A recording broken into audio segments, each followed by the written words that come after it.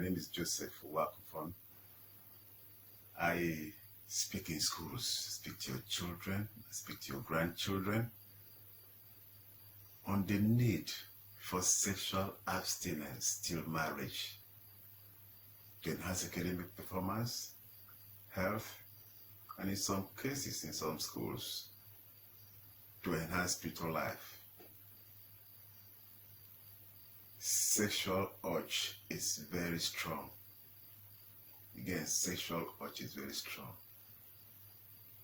And unless our children have strong reasons for abstinence, unless our children, our grandchildren have strong reasons for abstinence, this will not happen. As parents, do you think we are winning the battle? No, we are not. We are not winning the battle. But ask any parent now. For instance, I see a parent and I tell him, this is what I do. The parent's reaction is likely to be, oh, I say these things to my children too. I say these things to my children. I tell them this too. The question is, what actually are you telling them? In most cases, what we tell them is, what we give them as reasons for abstinence is usually fear of disease or fear of unwanted pregnancy. But there are many ways of having sex without these things happening. And we give them these reasons. Basically, we are telling them to have sex as long as they're not pregnant, as long as they don't have disease. That's what we're telling them. And there are many ways of having sex without getting pregnant. So I don't think we are winning the battle. This conversation should have basically taken place in our various homes. Well, in most cases, parents shy away from it. So what do parents do? What do parents do? They shy away from it and they push it to the schools, push it to the churches. In the schools, there are various schools. In their various schools, what do they teach them? In biology, they teach them reproduction. Under reproduction, they teach them family planning, as if they are marrying, as if they are getting married the following day. And another family planning, they teach them safe period. It's in that topic they teach them about condom and all that. When our children, and you know what, we're majorly, basically a people of faith. We are a people of faith. We are a people of faith. Christianity, for once, forbids premarital sex, and most other religions of the world. Abstinence to a people of faith is an absolute, absolutely a no-go area. It's an area, premarital sex, is absolutely forbidden. So when our children are taught, are given options, when our children are given options in biology, they now feel okay. So teachers know that we can't really do without it. We can't really be in abstinence before marriage. That's why they're telling us, they're giving us a way out in form of condom, in form of safe period. That's why they're teaching us. So that's what they think. So invariably, we can indulge in it and use protection. So in the churches, what happens in the churches? In Christianity, we tell them, God forbids it, God frowns at it.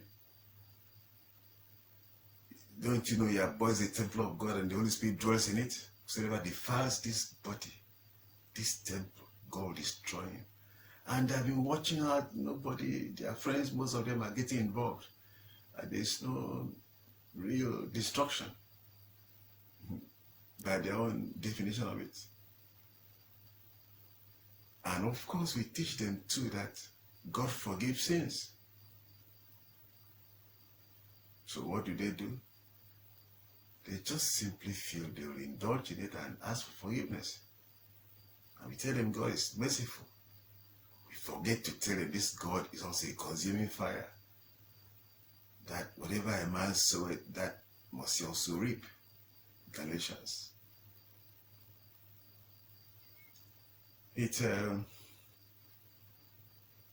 As a parent, you should be concerned. I've been to several schools. I've been given a letter from the Federal Ministry of Education to speak in all their schools in the country. There are about 100 and not less than 104 in the country. I've been given a letter to speak in all police secondary schools, Nigerian police secondary schools in the country. I also have access to Nigerian Air Force schools. Here in the Federal Capital Territory, Abuja, I've been given a letter by the Secondary Education Board to speak in all senior secondary schools. I've also been given a letter by UBEP, Universal Basic Education Board, to speak in all junior secondary schools. And there are many. I've not been to all, but I've been to, I started in 2018. I've not been to all, but I've been to some.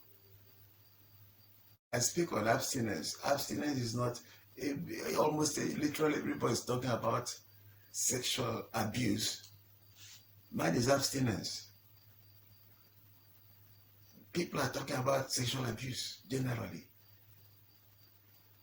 Mine is sexual abstinence till marriage to enhance academic performance, health, and depending on the location, I will also add to enhance spiritual life.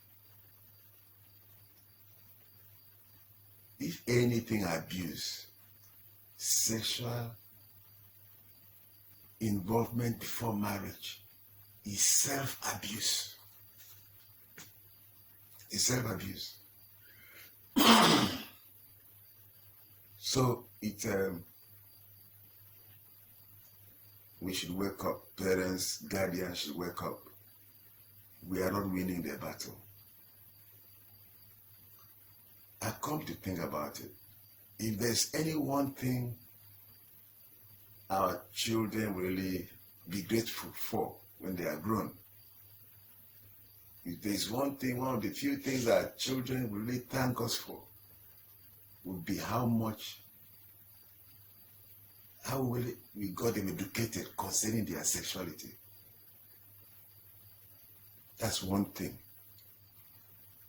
our children will really thank us for, be grateful for. How much we really ensured they knew, make sure they knew about their sexuality.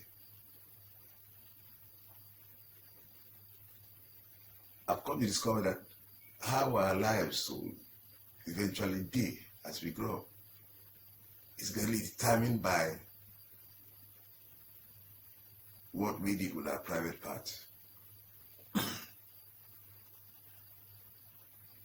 Again,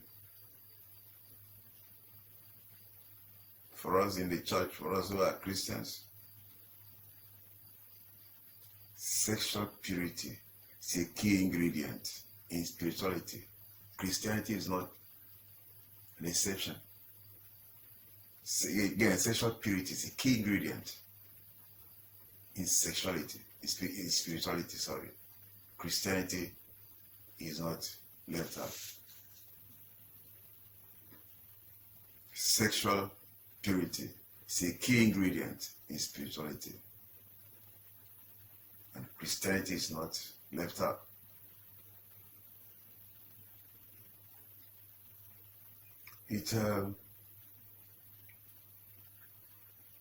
it's an area which has been neglected, sexual purity. As Christians, there's not much our God will do. There's an extent that our God will go with us in terms of doing exploit through us. So there's an extent He will not go beyond if we are not dealing with sexual impurities in the church, sexual recklessness in the church.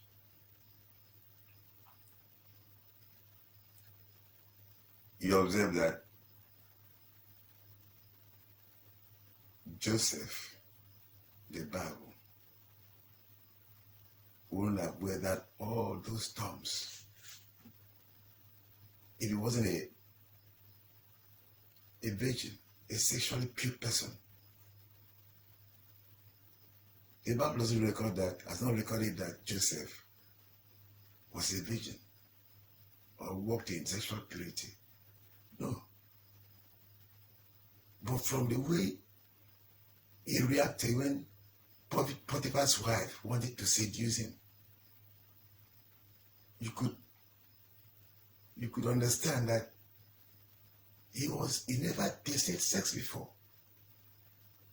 If Joseph had tasted sex before, he would have had to struggle much more to withstand Potiphar's wife, her advances. Joseph knew. Joseph was a well-brought-up Hebrew boy. He knew the implications of premarital sex. It wasn't about pregnancy. It wasn't about disease. He knew the spiritual implications.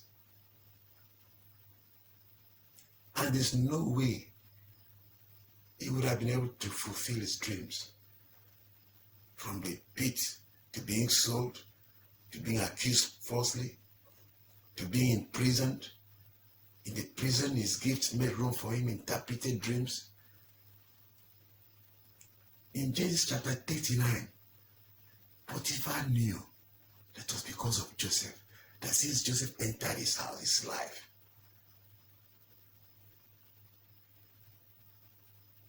everything changed since he entered his life. Potiphar knew. Jacob, in Laban's house, followed due process. Jacob, against Laban would have killed Jacob. Because somewhere along the line, Laban wanted to kill Jacob. But God warned him. If Jacob had messed up with either Rachel or Leah, if he had cut corners in the process of marrying Laban's children, he would have been killed. Jacob followed biblical principles when he wanted to marry children from Laban, get his children as wives. When he wanted to get Laban's children as wives, Jacob followed due process. Again, I speak in schools. My name is Joseph Wakumfon. I speak in schools on the need for sexual abstinence till marriage to enhance academic performance, health, and in some schools, depending on my audience, also to enhance spiritual life. Spiritual life. I also speak. I've spoken in churches, several churches.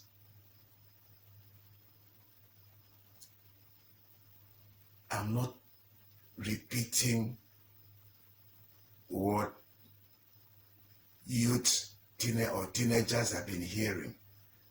By the grace of God, there's a unique way God gave me to be able to pass, gave me this message to be able to pass across to youth. And I get their attention. I get their attention. My presentation is not common. It's a unique way. I receive from God and I pass it on to the children and always get their attention. Again, don't be deceived. You are a parent listening to this, you are a mother, you are a father. Don't be deceived. We are not winning the battle.